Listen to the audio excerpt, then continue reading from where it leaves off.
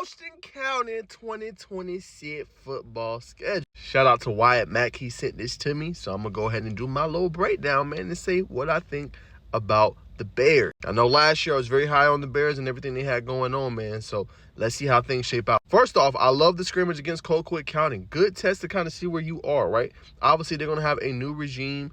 No more Jay Lamar. They're moving on from him. They're going to have several young players that are going to be obviously stepping up for them, right? Now, I got to do my due diligence and research to see more what they're going to have. Remember, that's South Georgia, so I don't cover it as intensely as I should, but it's going to be interesting to see. But Colquitt County always has players, so pretty good scrimmage, good work to see kind of where you are. Then they're going to play West Forsyth. Now, West Forsyth over the last few years under Dave Schlaw, they've always been a team that can run the ball very good defense, really good linebackers, and obviously we know they've always had a pretty decent quarterback. And my concern with obviously West Forsyth is how do they replace all their talent? They lose their top running back, they lose like 3 or 4 of their top playmakers, and they lose their quarterback Max Walraven as well, who are all seniors. So who's going to be next in line to step up? We will find out. Interestingly enough, after they play that game in the Corky Kell Dave Hunter Classic, they will have a bye week. That bye week very early for them, week 2 of the season. So that's very interesting to say the least for Houston County. Then they play a really good team that's not too far from the south side in Jones County, a couple counties down, but usually has a pretty good team. We'll see how their roster looks, obviously, in 2026. Central Carrollton can never sleep on them. Obviously, they have a stellar quarterback that's always slept on in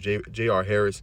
Final season for him, obviously, with the Central Carrollton. We know about, obviously, Jonas Walton. He's now at Notre Dame. But his little brother, they call him Little Big Brother, Josh says Walton will obviously be one to watch this upcoming season. Young, talented, physical. Some even say he may be better than his brother.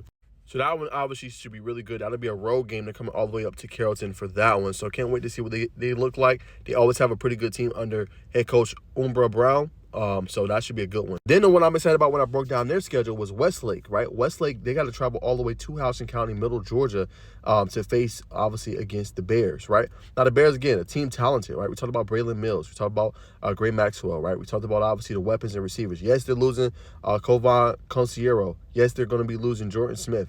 But one thing that they can do, they can reload, right? And it's not just, oh, let me go recruit. No. Houston County is a team they built from within, right? They built from the feeder program, and they have guys that are ready to go. So it's going to be interesting to see who's going to be next up in line. Do I know quite yet? No, I don't. But I do plan to try to get down there for the spring. I do plan to try to get down there and obviously learn more about their team. But after Westlake, not bad. They get a bye week. So 3 games in, you get at least one more bye week right before you play into the region schedule. Now, their region's going to be top tier this year. I cannot wait. Tift County, obviously, they should be much improved this upcoming season. I'm not saying they're going to be world beaters, but they should be much improved this upcoming year. Then you got Thomas County Central. Thomas County Central returns a lot. Yes, they lose their quarterback. Yes, they lose Christian Deuce Lawrence, Jalen Johnson, but they're going to be returning a lot of their talent. Jabari Watkins, all those boys. And with Coach Mott and the crew, man, they're always talented and loaded. That's going to be obviously a tough game for them, but I think that one's at home this year.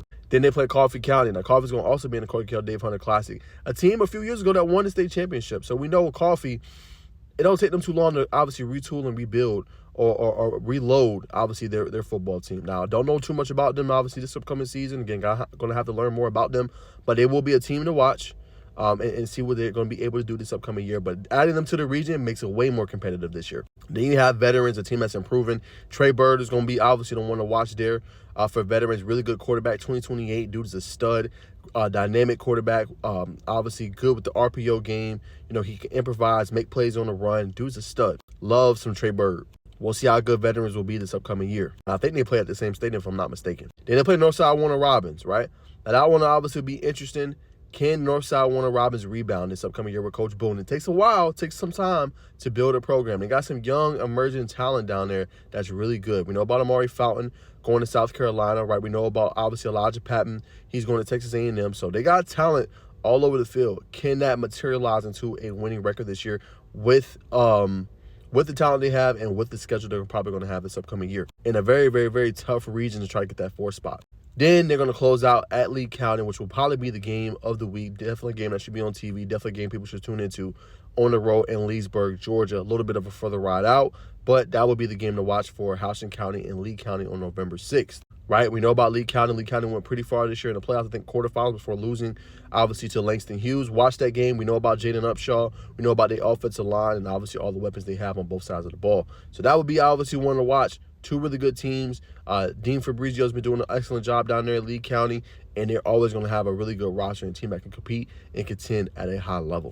So that's my thoughts, obviously, on their schedule. What record do I think they go? I think they do pretty well to start the season. I think they're going to beat West Forsyth, Jones County, and Central Carrollton, and Westlake. I think they go into the bye week at 4-0. They beat Tift County to start the season 5-0. I think they get their first loss against TCC, so I'm going to go 5-1. Coffee is a team. It's hard to say how good they're going to be because I don't necessarily know. You know what I'm saying? So I'm iffy on that one, so I'm going to give them a 6-1. I think they go beat Veterans. I'm going to go 7-1.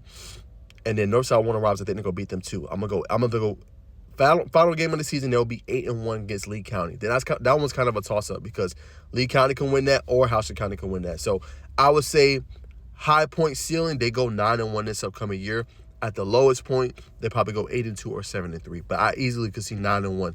Just depends on that Lee County game coming in. But they should be able to handle business, do what they do, and win this year because they got so much talent on that roster.